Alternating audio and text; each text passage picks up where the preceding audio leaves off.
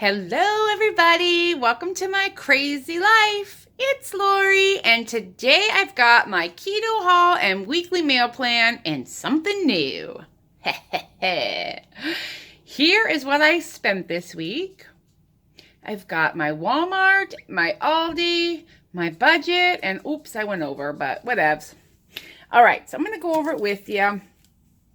I went to Walmart this morning. I spent $42.14, but $16.97 was cat food and $3.34 was for some paint. So my food total was $21.83. Then I went to Aldi and I spent $21.29. If this looks familiar from my Dollar Tree haul, I'm going to put my dry erase markers in here and my little board. It all fits perfectly and I can just store that like on top of my fridge or something. That's a side note. All right, let's start with Walmart, and there's my receipt of what I purchased. Now, I got 3 dozen eggs. They were 88 cents, which is the same price as Aldi, so I went ahead and got them. I'm going to boil a dozen just to have in the house, and then I have 2 dozen that I use for cooking.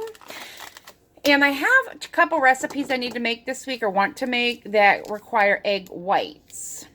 So I was like, well, this is better. So I bought 3 dozen, but you'll see.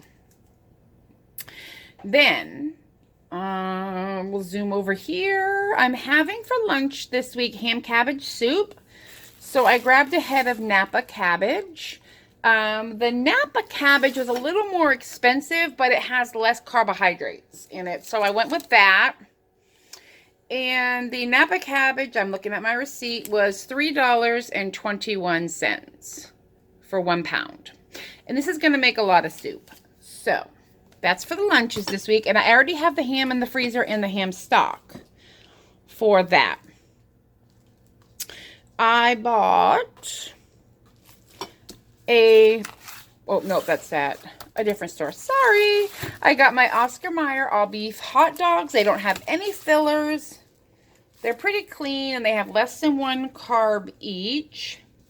And these were $3.98, which is kind of expensive. This summer when they go on sale and I can coupon, I'm going to stock up and put them in my freezer because they freeze nicely.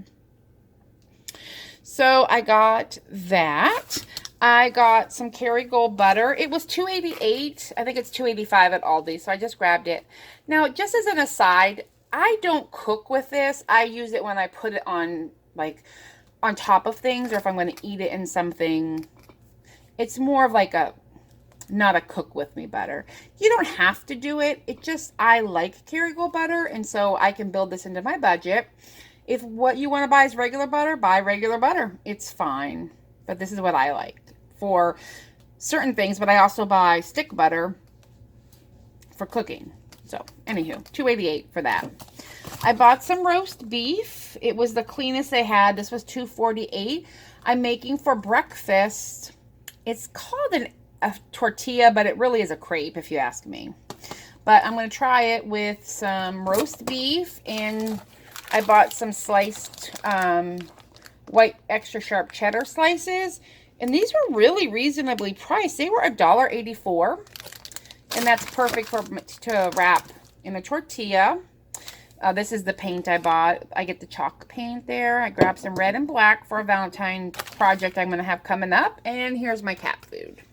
And they get a 6-pound bag, and it lasts them about 3 weeks for both of them. However, Mr. Man's on a diet, so I've been kind of rationing. I say rationing, but they get a cup of food of this, and then they get to share a half a can of the Sheba Perfect Portion. I got heavy whipping cream. This heavy whipping cream was $3.33 for 32 ounces. $1.77 was for half of that. So I feel like it's a better deal to buy the bigger one. And Aldi hasn't been carrying it. So that is it. Everything I bought at Walmart for the week. Then, sorry, it's taking me a little longer because I got this receipts going here. I went to Aldi. And at Aldi, I spent the $21.29. I got this pork tenderloin for $3.70. And this will be dinners for this week with some vegetable. Probably, oopsie, I'm going to bend down. With some roasted Brussels sprouts for dinners this week. So I got that. I grabbed my pork sausage roll, $1.99. No, it's on $1.89 this week. Perfect. I got 3 bags of pork rinds. They're 79 cents each. I'm taking a bag with me tonight. I'm going to see the OSU men's hockey team.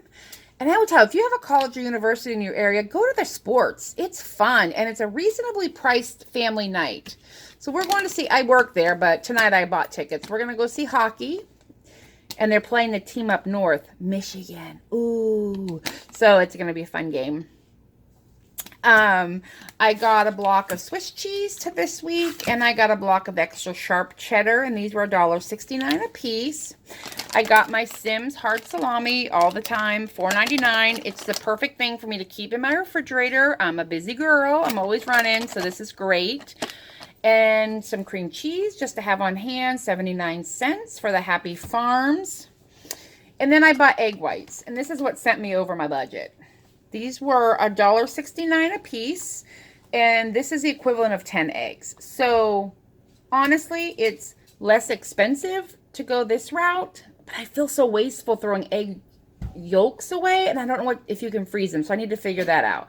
So, for right now, I want to do some baking and have it in my freezer, some biscuits, and then I need egg whites for the tortillas, so I bought 2 of those, and these were $1.69 a piece.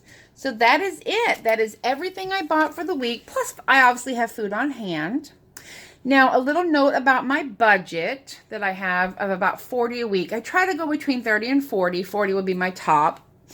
That does not include a couple items. My almond flour that I buy to cook with. I buy oat fiber, and I buy whey protein isolate that I bake with. Those 3 items. And if I buy bulk sweetener to bake with, I don't count those in my weekly budget. Those are kind of a separate keto budget just because they're more expensive, but they will last me several months, if that makes sense. So a pound bag of almond flour is $11 or $12, but I can budget that in for one every once a month or 2 months. And the same thing with the oat fiber and the whey protein isolate. So this is what I have for right now. I'm going to get this all put away. And it's Saturday, so tomorrow on Sunday, I will do my cooking. But it's snowing outside, and I wanted to get the grocery shopping and the haul done. Let me see if I can take you in and let you see. It's nothing crazy right now. I don't think you can see much out there in my back condo, but it is snowing, and the roads are kind of yucky, so I thought I'll just go today and do all the things. And there's my rooster. I love it. And then tomorrow, I don't have to leave the house. All right, everybody, we'll be back. Hello, everybody. I am making some soup for the week. It's going to be ham and cabbage.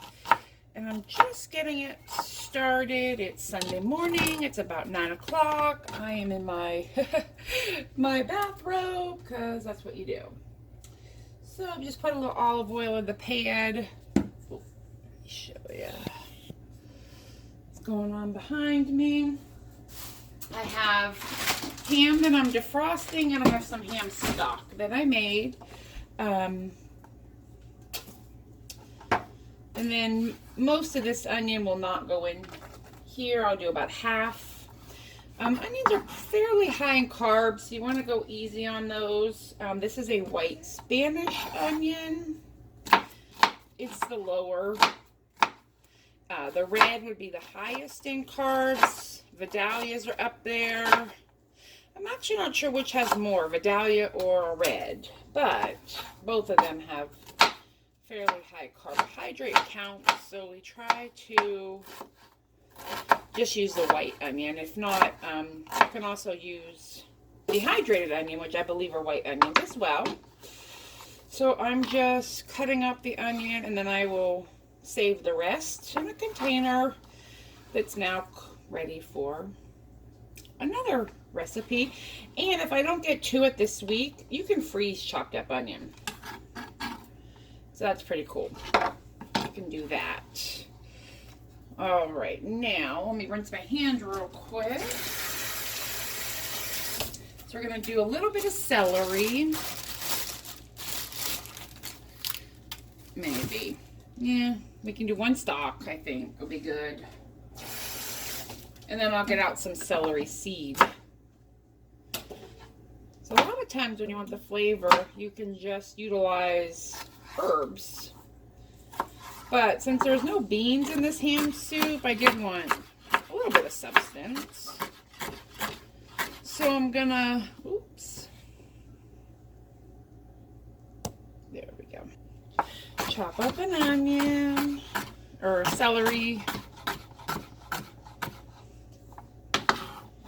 And get this in the pot. I'm not going to add salt. I believe, if I remember, this ham stock that I made had some salt in it. So I'm not going to add salt. But I am going to let this saute a little bit. There we go. In the pot, I'll sweat out the onion and celery, and then I'll add the cabbage. Okay, while the onions and celery are sweating, I'm going to chop up some cabbage. I always just remove the outer leaves.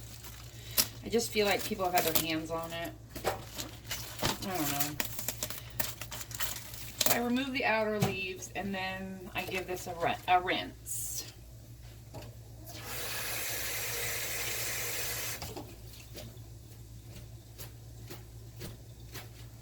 And if you were being really good, you would like chop it up and pull the leaves off and rinse them individually, but I'm not kind of good like that. Now I'm choosing to go with Napa cabbage over traditional, I'm not sure what the technical name is for regular cabbage, but I go with Napa. It has less carbohydrates per serving. There we go. I think that's good.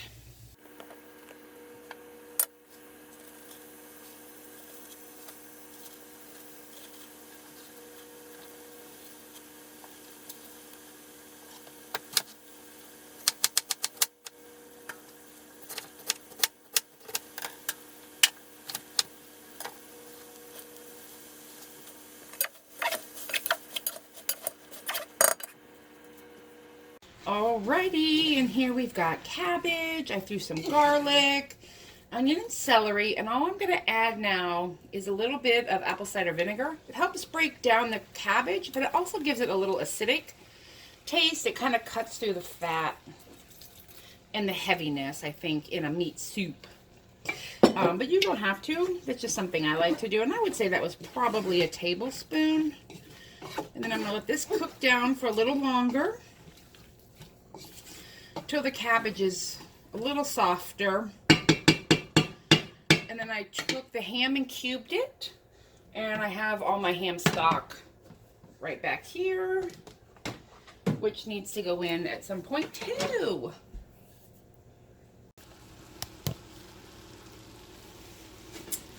Okie dokie. We're going to add the cubed ham. And since it's already cooked, I don't need to like cook it down or anything. And the broth, which is still slightly frozen, but that's fine. It will thaw, and then I can add hot water if I need to, but I want it pretty thick. I just added ham slushy to my soup. All right, we're just going to let it simmer. Okie dokie, Smokey. I've got the soup cooked and put away. And now I'm going to be making some, they're called tortillas, but I think it's more of a crepe. I got this recipe from Pinterest. It's from Keto Connect. And what it is egg whites, baking powder, chili powder, coconut flour, pink salt, garlic powder, onion powder, water. So here's my spices. 1/4 teaspoon of each, 1/3 cup of coconut flour that I sifted, and some water. You want it pretty thin, like a crepe, which is why I'm like, this is more of a crepe than a tortilla, but hopefully it'll work out well for us. So we're going to put some coconut flour in and stir that up. Coconut flour, if you haven't worked with it, is very absorbent. It's a thirsty. They call it a thirsty. Oops. It's not really a grain. I guess like a flour. And as you can see, let me wipe this down. I'm getting coconut flour everywhere. It's not really wanting to absorb, but it will. And if you let it sit for a little bit, and that's what I have learned working with coconut flour, you kind of let it absorb. So you gotta mix it up, let it do its thing, and then add more water. So I put my seasonings in there. And if you can see, this is pretty thick. Way too thick to spread. But I want this coconut flour to absorb as much as it can. So I'm just adding, the recipe says 10 tablespoons. But I'm just gonna add until I feel like it's crepe consistency. But you can also measure. And then we're going to need a measuring spoon. It's a little thick still. But I will tell you the difference between a crepe and this is definitely different than like an egg crepe for sure. All right, so that looks good. And I'm going to show you with a spoon. It's very thin, which is what you want. But again, we're going to let it sit here for a minute and see how much the coconut will absorb. I have found that if you don't do that, it's very dry in the mouth. And I don't like that. So I'm looking for my 1/4 cup measure. And yes, I'm wearing pajama pants. I have a 1/4 cup measurer. I'm going to put just a little more water in my cup in case I need to thin it out again. And then I have an egg-sized pan here and some coconut cooking spray. And just spraying it in. You do not want your pan overly hot or it will not cook properly. I'm bringing in, oops, to the pan. There we go. Now we're just letting the pan heat up. I have it on like a medium setting on my glass top. So I'm going to let everything rest up for a second and we'll be back. Alrighty. Spray your pan. You don't want it too hot, but you definitely want it enough. And then you're going to put less than a 1/4 cup in here. You kind of want a thin layer at the bottom. Because it's really like crepe. And if it's too thick, it will not flip. So I let mine go a little up the sides. And then let it come do its thing. And if you can see it starting to bubble. And that's what you want. You want it to bubble up and cook on one side, and then we'll flip it over and cook it on the other. So this is good. We're getting wrinkly. Let me see if you can see that. And ideally you want to wait for it to lift away. Like here it's lifting away. You want it to lift away on its own. It takes a minute. I really wouldn't turn my stove up any higher because then you're going to end up burning it before it's cooked.